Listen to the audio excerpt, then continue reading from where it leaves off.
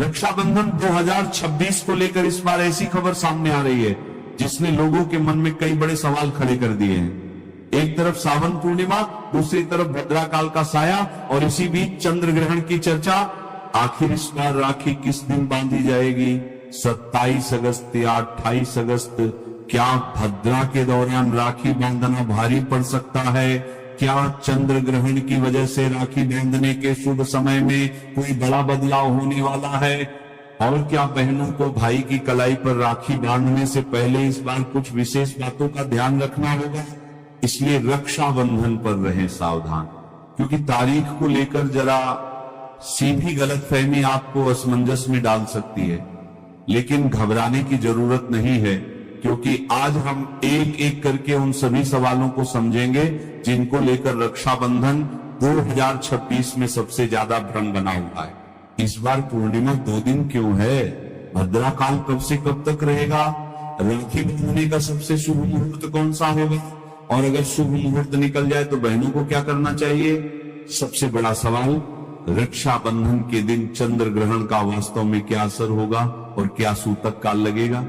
रक्षाबंधन के पावन पर्व पर क्या चंद्र ग्रहण के कारण इस बार राखी बांधने के समय में कोई बदलाव होगा या क्या सूतक काल लगेगा और पूजा पाठ पर किसी प्रकार की रोक लगेगी? ऐसे बहुत से सवाल इन दिनों लोगों के मन में चल रहे हैं। चंद्र ग्रहण को लेकर विभिन्न प्रकार की जानकारियां भी सामने आ रही हैं। हालांकि ज्योतिषियों का कहना है कि इस बार साल का अंतिम चंद्र ग्रहण, जो कि अगस्त के महीने में सावन पूर्णिमा को लगने जा रहा है, लेकिन वो भारत में दिखाई नहीं देगा। इसी वजह से यहाँ पर सूतक काल या किसी भी प्रकार का कोई धार्मिक प्रतिबंध मान्य नहीं होगा और रक्षाबंधन के दिन बहनें पूरे दिन बिना किसी संशय के अपने भाइयों की कलाई पर राखी बांध सकेंगी। लेकिन इस बार पूर्णिमा की तिथि 2 दिन तक चलने के कारण यह असमंजस अवश्य बना हुआ है कि रक्षाबंधन का त्योहार किस दिन मनाया जाए या पूर्णिमा का व्रत और स्नान कब किया जाए। इसके साथ ही राखी बांधने का सबसे शुभ मुहूर्त कब से कब तक रहेगा और क्या इस बार रक्षाबंधन के दिन भद्राकाल भी लगेगा या नहीं लगेगा? अगर भद्राकाल लगेगा तो वह कब से कब तक रहेगा? और इसके अलावा आप कुछ जरूरी नियमों के बारे में भी जानेंगे। आप सभी जानते हैं रक्षाबंधन का जो त्योहार है वह भाई बहन का त्योहार है। बहनें अपने भाइयों की कलाई पर राखी बांधती हैं और भाई उनको उपहार स्वरूप जो द्रव्य दक्षिणा या जो भी उपहार देना होता है वो देते हैं। सुरक्षा की एक प्रकार से गारंटी होती है। भाई सदा अपनी बहनों की रक्षा तो करते ही हैं। आजकल तो बहनें स्वयं सक्षम हो गई हैं रक्षा करने में, लेकिन जो भाई बहन का प्यार है वह इस बंधन से और अधिक मजबूत होता है। इसीलिए इस त्योहार को केवल अभी से मनाया जाना आरंभ नहीं किया, यह आदिकाल से है, युगों युगों से मनाया जाता रहा। आप बात करें तो आरंभिक समय में जब राजा बलि हुए, सतयुग की बात है ये, जब राजा बलि हुए तो राजा बलि को माता लक्ष्मी ने राखी बांधी थी और राखी बांधकर वह अपने स्वामी भगवान नारायण को राजा बलि से वापस लेकर आई थी। आपको वृत्तांत ज्ञात होगा। पिछले दिनों ही जब हम पुराण सुना रहे थे तो उसमें वर्णन भी आया था। जब हमने सुनाया था तो वहां राजा बलि का वृत्तांत था। अधिक मास में भी राजा बलि का वृत्तांत आपने श्रवण किया था। राजा बलि ने अपना सर्वस्व दान कर दिया। 3 पग भूमि मांगी भगवान नारायण ने, 2 पग में पूरा त्रिलोकी को नाप लिया। तीसरे पग के लिए जब बोला था तो राजा बलि ने कहा, प्रभु तीसरा पग, तीसरा कदम मेरे सर पर रखिए। जब तक मैं जीवित हूं मैं सब कुछ दान करूंगा, अपने वचन को मिथ्या नहीं होने दूंगा। जब भगवान को उसने अपना सिर समर्पित कर दिया तो भगवान ने कहा, राजन मैं तुम्हारी इस भक्ति से बड़ा प्रसन्न हूं, वर मांगो। तो राजा बलि ने कहा, प्रभु अगर आप प्रसन्न हैं तो मेरे निवास स्थान पर आकर वास कीजिए, आप वहीं रहिए, यही मेरी इच्छा है। तो भगवान नारायण ने तथास्तु कहा और इस कारण से भगवान को राजा बलि के यहाँ वास करना पड़ता है। तब रक्षाबंधन के समय पर मां लक्ष्मी जाती हैं, राजा बलि को राखी बांधती हैं और उपहार के रूप में अपने पति को पुनः प्राप्त करती हैं। तब से यह रक्षाबंधन की प्रथा चली आ रही है। आप देखिए, जब द्वापर की बात करेंगे तो द्वापर में भगवान श्री कृष्ण को देवी द्रौपदी ने राखी बांधी थी, इसके भी वृत्तांत मिलते हैं। इसके बाद कलयुग आया।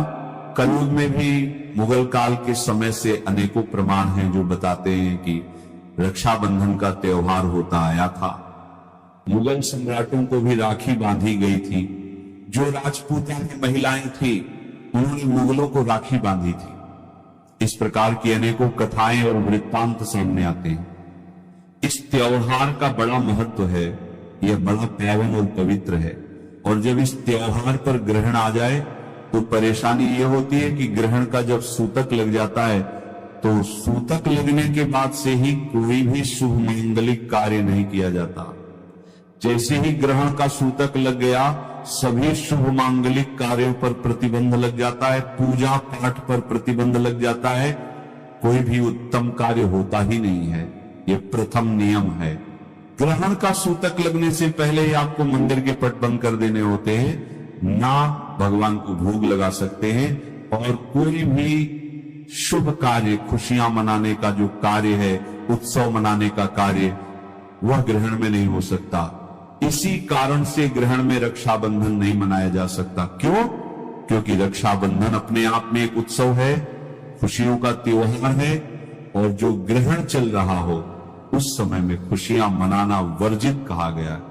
इसीलिए मैं कह रहा हूं कि जहां जहां ग्रहण है वहां रक्षाबंधन पर बड़ा संकट मंडरा रहा है। एक प्रकार से कि रक्षाबंधन बनेगा कैसे, ग्रहण के सूतक को समझना बड़ा आवश्यक हो जाएगा। वहां कारण क्या है? देखिए, ग्रहण जो होता है वो तो 2 घंटे से लेकर 6 घंटे तक का ही होता है, पर जो सूतक है वो बहुत बड़ा होता है।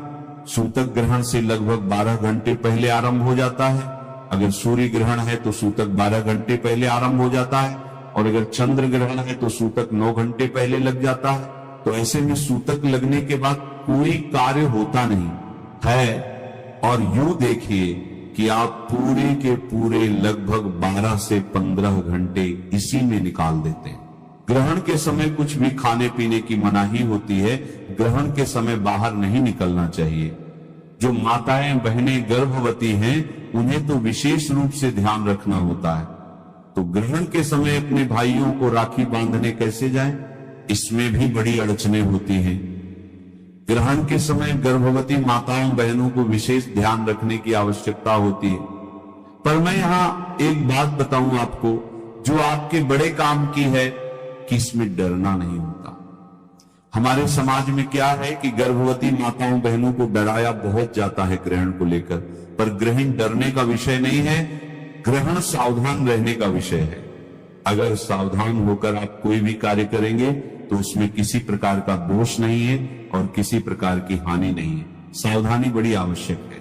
कहा जाता है कि गर्भवती हैं, ग्रहण के कारण इनके बच्चे को हानि हो सकती है, ग्रहण के प्रभाव से उसे परेशानी हो सकती है, पर ऐसा नहीं है।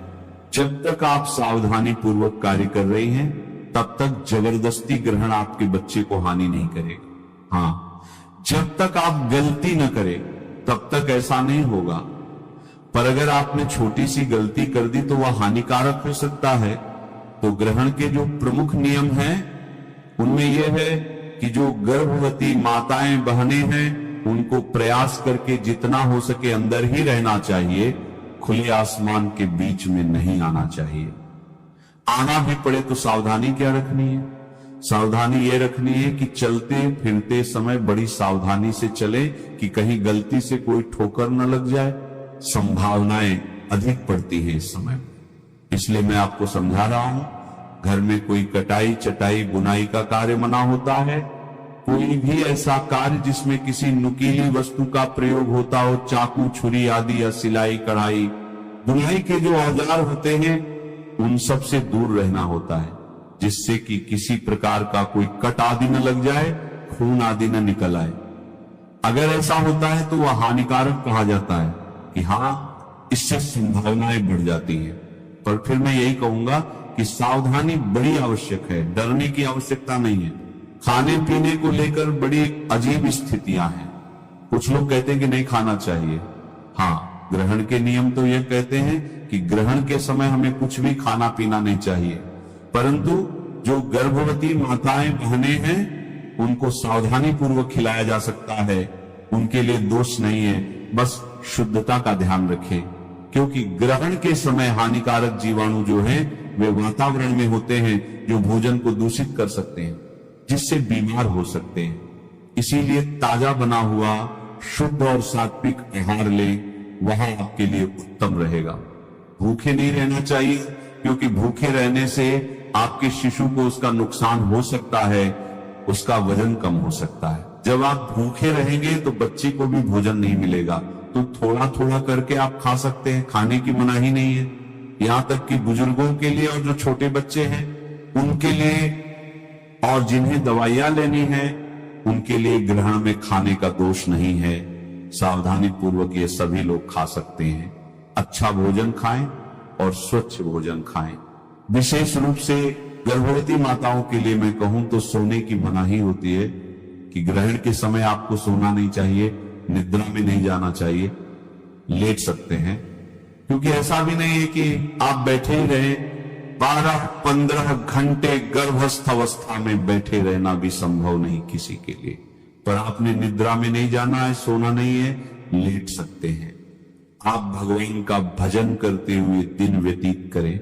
जो ग्रहण का समय है, भगवान का नाम स्मरण करते हुए भगवान का ध्यान कीजिए, भगवान के स्तोत्र सुनिए, जितना हो सके स्तोत्र सुनिए, पाठ सुनिए, यह कल्याणकारी होता है। इस प्रकार से ग्रहण के समय को व्यतीत कीजिए। ग्रहण में दान अवश्य देना चाहिए। ग्रहण का दान श्रेष्ठ दान कहा गया है। जो भी आप दान देना चाहें कीजिए, लेकिन ग्रहण में आप किसी भी प्रकार से दान अवश्य दीजिए।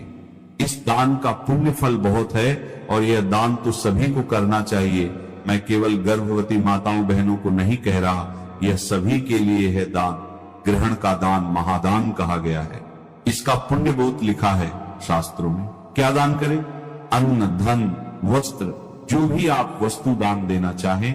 जब ग्रहण चल रहा है तो मन में संकल्प कर ले कि प्रभु आज के इस ग्रहण पर मैं यह वस्तु दान देने का संकल्प करता हूं, यह मैं आपके निमित्त अर्पित करूंगा, और जब ग्रहण समाप्त हो जाए तो वह वस्तु दान दे दीजिए। अब बात आती है कि रक्षाबंधन कब शुरू हो रहा है, कब मनाना है, और रक्षाबंधन पर जो ग्रहण है वह कब शुरू हो रहा है, सूतक कब शुरू हो रहा है, और उसका प्रभाव कहां रहेगा। रक्षाबंधन का त्योहार श्रावण मास की पूर्णिमा को मनाया जाता है। पूर्णिमा तिथि की शुरुआत हो रही है 27 अगस्त को सुबह 9:08 पर, और 28 अगस्त को सुबह 9:47 पर यह समाप्त हो जाएगी भारतीय दिल्ली के समय के अनुसार। ऐसे में उदया तिथि मान के अनुसार पूर्णिमा रहेगी 28 अगस्त को, और शास्त्रीय यह कहते हैं कि जिस दिन उदया व्यापिनी पूर्णिमा हो उसी दिन रक्षाबंधन का त्योहार मनाया जाना चाहिए। चतुर्दशी वेधा जो एक पूर्णिमा कही गई है उसमें रक्षाबंधन नहीं मनाया जाता है। जब सूर्य के मुख से पूर्णिमा हो उस दिन रक्षाबंधन मनाया जाता है, इसीलिए रक्षाबंधन का त्योहार मनाया जाएगा 28 तारीख। अब देखते हैं कि ग्रहण जो है वो कितना प्रभावी है, कहां कहां है, किन किन देशों में इसका प्रभाव रहेगा, और कितने बजे इसका सूतक लग रहा है, भारत में कितने बजे तक सूतक रहेगा, क्या प्रभाव रहेगा।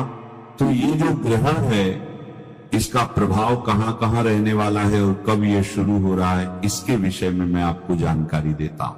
देखिए, सबसे पहले हम भारत से शुरू करते हैं, क्योंकि हमारे अधिकतर दर्शक जो हैं वे भारत से हैं। तो भारतीय समय के अनुसार सुबह 6:53 से ग्रहण शुरू होगा, जो दोपहर 12:31 तक रहेगा। भारतीय समय के अनुसार 28 अगस्त को और 28 अगस्त को ही रक्षाबंधन मनाया जा रहा है। इसका सूतक, क्योंकि चंद्र ग्रहण है तो ये 9 घंटे पहले सूतक लग जाएगा, रात 9:52 से सूतक लग जाएगा। 27 तारीख की रात और सूतक लगने के बाद कोई भी कार्य करना नहीं होता है। शुभ मांगलिक कार्य होता नहीं, पूजा पाठ होती नहीं। पर यहां पर ध्यान यह देना है कि ये जो है ये पूर्णिमा को हो रहा है, और पूर्णिमा का ग्रहण क्या होता है? चंद्र ग्रहण होता है। पूर्णिमा पर जो ग्रहण है वह चंद्र ग्रहण होता है, और चंद्र ग्रहण कब लगता है? रात्रि को भारतीय समय के अनुसार 6:53 अर्थात सूर्योदय हो चुका होगा। यह ग्रहण शुरू तब हो रहा है जब भारत में दिन होगा, रात नहीं होगी, दिन होगा, और दिन होने के कारण यहां पर यह ग्रहण नहीं दिखेगा, क्योंकि भारत में सूर्य उदय हो चुका होगा, चंद्रमा का समय नहीं होगा, इसीलिए भारत में यह ग्रहण दिखाई नहीं देगा। जिस समय यह ग्रहण लग रहा है उस समय भारत में दिन रहने वाला है। तो फिर बता दूं कि भारत में रक्षाबंधन पर जो ग्रहण है ये दिखाई नहीं देगा, इसका प्रभाव नहीं रहेगा, और जहां पर ग्रहण दिखाई नहीं देता वहीं पर सूतक का भी प्रभाव नहीं होता। तो भारतीय दर्शकों के लिए अच्छी बात यह है कि इस ग्रहण का प्रभाव नहीं है, इसकी छाया नहीं है, इसका सूतक भी मान्य नहीं है, किसी भी प्रकार का प्रभाव सूतक आदि का इस ग्रहण का भारत में नहीं है। भारत के आसपास नेपाल, श्रीलंका, बांग्लादेश आदि देशों में भी नहीं है। तो इन देशों में रक्षाबंधन प्रातः काल से सायंकाल तक मनाया जा सकता है, क्योंकि अच्छी बात यह है कि भद्रा भी 28 तारीख को नहीं रहेगी। भद्रा जो है वो 27 तारीख को ही समाप्त हो जाएगी। 27 तारीख को रात्रि 9:27 पर भद्रा समाप्त हो जाएगी। रक्षाबंधन पंचक में आ रहा है, इसका क्या प्रभाव रहेगा इसके लिए अलग से जानकारी देखी जा सकती है। अब बात है अन्य देशों की जहां इस चंद्र ग्रहण का प्रभाव रहने वाला है। जैसे अफ्रीका के देश हैं और अमेरिका के भी बहुत से क्षेत्र हैं। मैं अमेरिका की प्रमुख रूप से बात करूं तो अमेरिका में ये आंशिक चंद्र ग्रहण दिखाई देने वाला है। अलग अलग शहरों और समय क्षेत्रों के अनुसार इसका समय अलग रहेगा। उदाहरण के लिए न्यूयॉर्क जैसे क्षेत्रों में यह चंद्र ग्रहण 27 अगस्त की रात 9:23 से दिखाई देना शुरू होगा, और 28 अगस्त की रात 12:12 पर ग्रहण अपने अधिकतम स्तर पर रहेगा। अब प्रश्न उठता है कि अमेरिका में रक्षाबंधन कब मनाया जाएगा? तो अमेरिका के अधिकांश शहरों के लिए 27 अगस्त को ही रक्षाबंधन का त्योहार मनाया जाएगा।